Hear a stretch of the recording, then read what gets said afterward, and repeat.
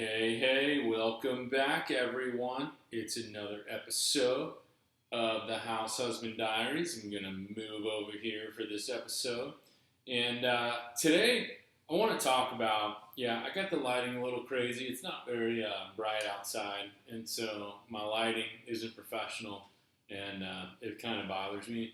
So it's probably going to bother you too now that I said it, but today what I wanted to talk about in the thrill of the chase is previous versions of the poem. Now, I've been watching some of K-Pro and Cal, and supposedly, or maybe, there's, in that documentary, they asked this question. Obviously, I don't know. I'm not really in communication with them.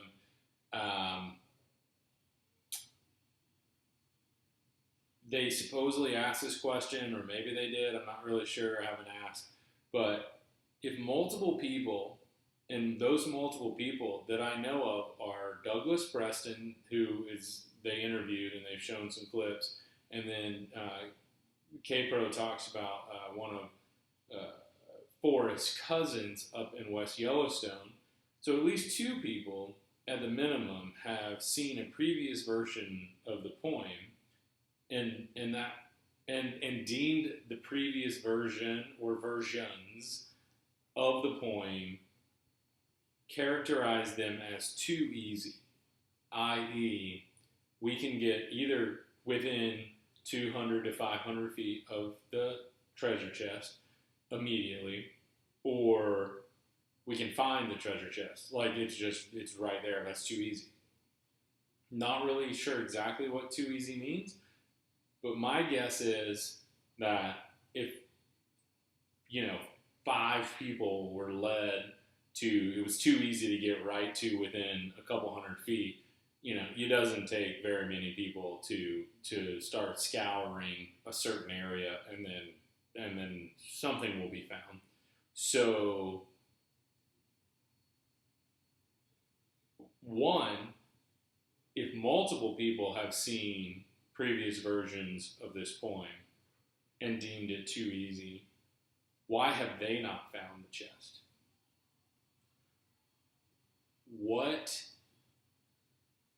legal binding agreements have they signed and they're not letting on to that Forrest may have attached something? Do they automatically get $500,000? Do they get a value of cash equal to the value of the treasure at the time? So there's no incentive for them to find the value of or find the treasure chest, because the value of the treasure chest, and the longer it takes for the treasure chest to be found, the higher, theoretically, the value of gold goes. And theoretically, the higher the value of the individual items within the treasure chest and the treasure chest itself, because who on the open market at an auction wouldn't potentially bid up the price of the items? If you found the treasure chest and you said, "Hey, this is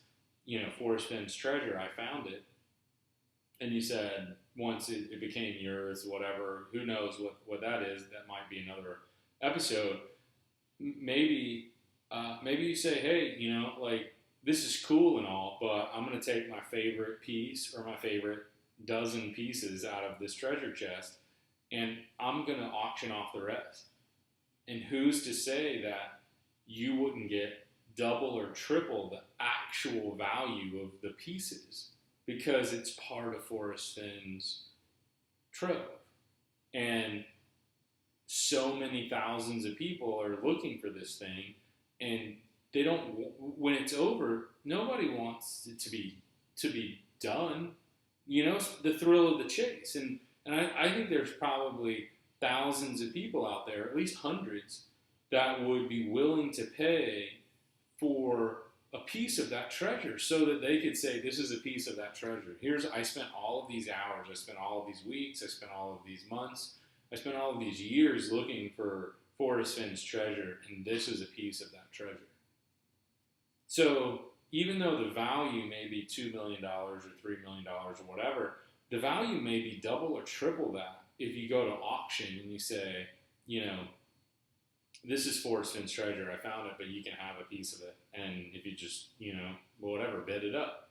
So maybe there's something in there where the people that have seen a previous version of this poem, there's some sort of contract that says, you know, in order for you to keep this quiet, you're going to get the fair market value.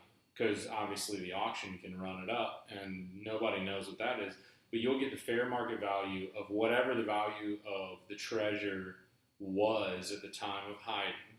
$1 million, $2 million, whatever. He's got it in the bank. And it says when it's found, that money will be released to you for keeping a secret. Or some portion thereof. I can't imagine that some portion thereof would be a part of that, because if you told me, look at this point, and then I said, okay, I can get right there because that's way too easy and it's worth $1 million, and you're going to pay me 1/10 of that, say $100,000 to keep it a secret, I think I'd just go get the treasure, right? Like, I'll go get it and, like, love you, nephew, uncle, brother, or whatever, but, like, 900 grand is 900 grand, and, like, I'd rather have 900 grand in my pocket, or at least the treasure, you know, the gold that's worth 900 grand more than what you were going to pay me. So maybe there's some sort of, you know, maybe there's no monetary value given to someone like Douglas Preston. Maybe he actually has the rights to write the story or the movie script for when the person finds the treasure chest, right? I don't know. Capro and Cal said that there was something about recently that there was something about the rights to the movie or something beforehand, but that movie's boring and doesn't really matter right now because nobody's found the treasure. So all of us are just sort of asterisks in history because the treasure's not found. But once the treasure's found, that's a fascinating story to write. I mean, wonder if Douglas Preston has the exclusive rights to interview and to write the story, the movie, and the book of how that person found the treasure. And if it's not intriguing because that person just stole ideas from other people on YouTube, then maybe Douglas Preston has the freedom to, you know, write his own story. I don't know. But it seems interesting to me that multiple people have seen previous versions of this poem, and yet none of them, and deemed it too easy, yet none of them have found the treasure. So to me, they can't honestly be looking for it, because Douglas Preston lives in New Mexico. I think to what I've seen on YouTube, I've actually not stalked him and tried to figure this out 100%. I just kind of, for whatever I picked up. But I believe Douglas Preston lives in New Mexico, and that's part of the reason why he and Forrest Fenn are friends. And then the cousin that Capro talked to up in West Yellowstone, he lives up in West Yellowstone, Montana. And he's been looking up in West Yellowstone, Montana. Douglas Preston's down in New Mexico. So they're 1,000, 1,500 miles apart. I really have no idea. It's a long ways. And I don't know who else has seen it. I'd love to know if you know of other people, if you've seen other interviews, if you've seen other, YouTubers, whatever. Who else has seen a previous version of the poem other than that cousin that Capro talked to in West Yellowstone and Douglas Preston? So what do they know that we don't? And Capro talked at length a while back, a couple months ago at least, maybe it was even a year ago, about her conversations with that cousin up in, I can't remember, I think he runs a construction crew or something, I don't really remember, but he said he's been out looking, other people have been out looking, but he talked for hours. He doesn't drink, so Capro couldn't get him drunk, right? That was a good thought, Capro, but he said he'd been out searching and he hadn't found it. is he part of that? The story? Is he part of the misleading? Uh, that doesn't make sense to me. There's something there, and I don't want to put him or Douglas Preston on the spot because it's not their hunt, right? It's not their thrill of the chase. And even if they are privy to knowledge or privy to that, like sure, some people would say all is fair in love and war, and let's go talk to him, and let's just crank those screws down and try to get information, whether they will or not. But to me, I'd be interested to know what they know that we don't. If it was too easy, if a previous version was too easy, why was it too easy? What did he need to change? What did Forrest need to change in the poem? What words did he need to change to make it more difficult, but still, valid, still, able to find the clues? Because obviously, if you're putting this much effort into writing a poem, writing a memoir, and hiding a multi-million-dollar treasure, you have to do your due diligence, and he has. I'm sure he paid lawyers as far as what land it's on. This also, just as an aside, I'll get to it I think a little bit later, but it makes me think that maybe I met a lady at the Raleigh meetup a couple months ago, and she said she thought it was on private land. And I kind of was like, it's kind of crazy. Like, I don't think it'd be on private land. But the more I think about this question of who has seen a previous version of the poem and why haven't they found it yet, it makes sense to me that maybe one of the people who has seen the previous version of this poem and deemed it too easy is in on it, and it may be hidden on their land. Maybe not on Forrest Fenn's land, or maybe there's some sort of partnership that those people that have seen the previous versions are in a partnership, right? So I have a master's in accounting, so my background's accounting. So you could theoretically say you're now a business partner in this with me, and each partner in this endeavor is going to get an X amount of dollars whenever. You can write a partnership agreement however you want to write it. So maybe it's on some private land that Douglas Preston owns, or the cousin owns, or somebody else owns, or they own as a partnership.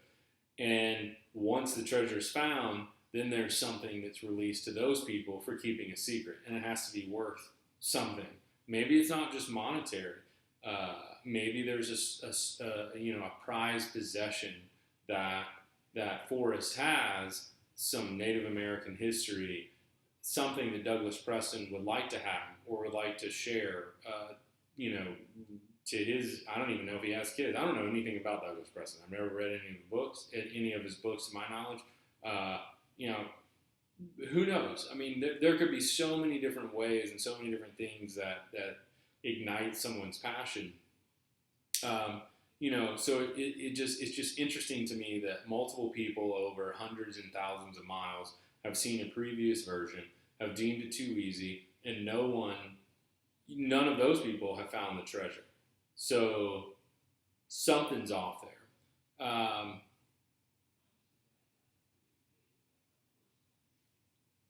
What does that look like? If they're in on it, is there a partnership that owns land that's private? Is it on one of their individual land lots, own land? And then, like, how does Douglas Preston? How does it like? There's something there. I think K-Pro and Cal are going down this road. I'll be real interested to see what they put out in the next couple of weeks. I mean, this is, I'm recording this about a week before I drop it.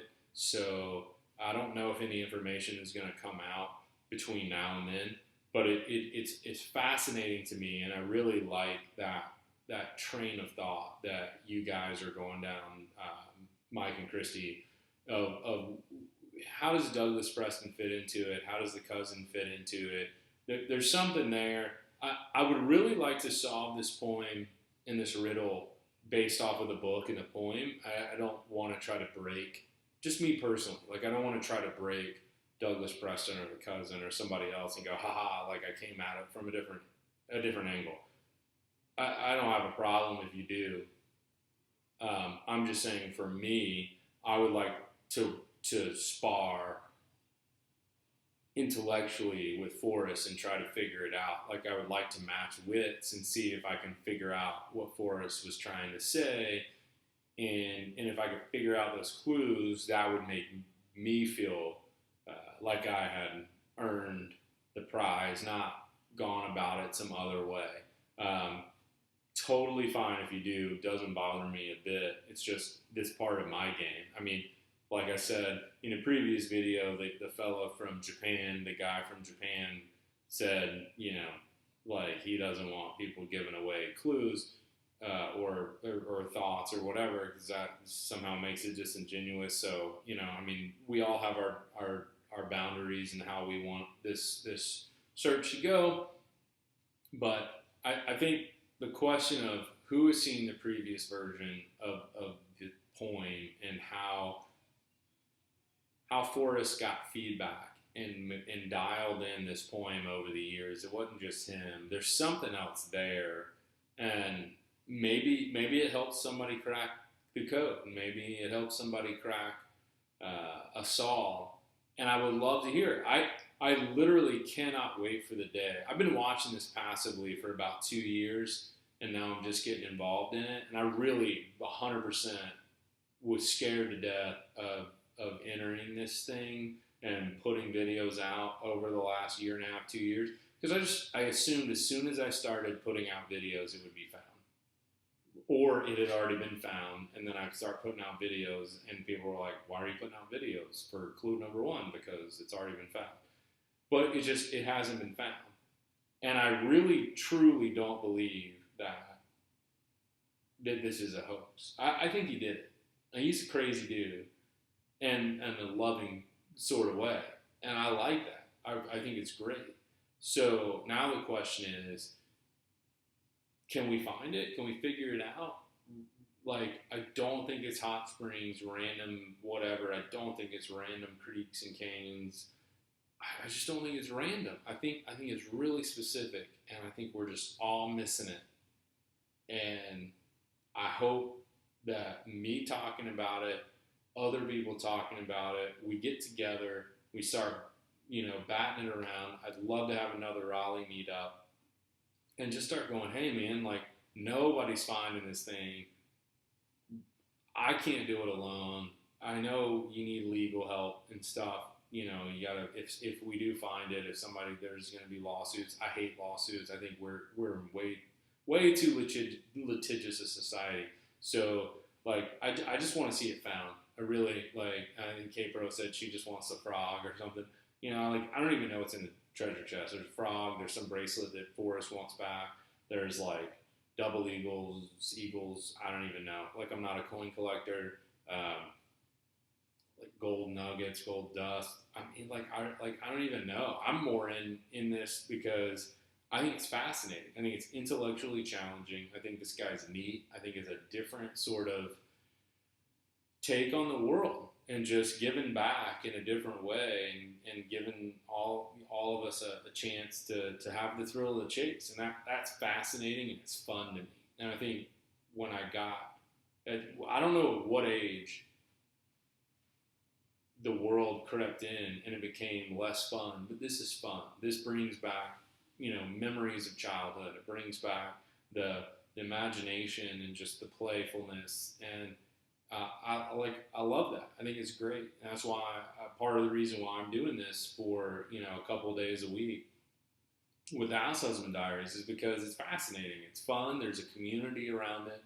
And, I'm sort of on the periphery of that community, but I love all of it. And so I want, and part of me wants it to continue because of the whole community that's built up around it. But at the same time, I really would love to know what the solve is, and I'd love to know the backstory. And maybe that's something that Douglas Preston already has written, and he's just waiting to hit, send to the publishers or hit publish or whatever once it's found.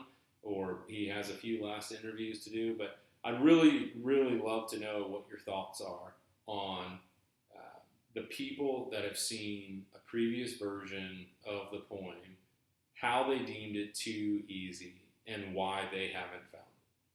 So that's what I have on this video. Thanks so much for watching. As always, I'm Carter C., the host of the House Husband Diaries. Like, subscribe, tell me I'm doing great, tell me I'm not doing great. But you know what? Like, let's enjoy this life, let's enjoy this chase, and have a great day. Talk to you soon.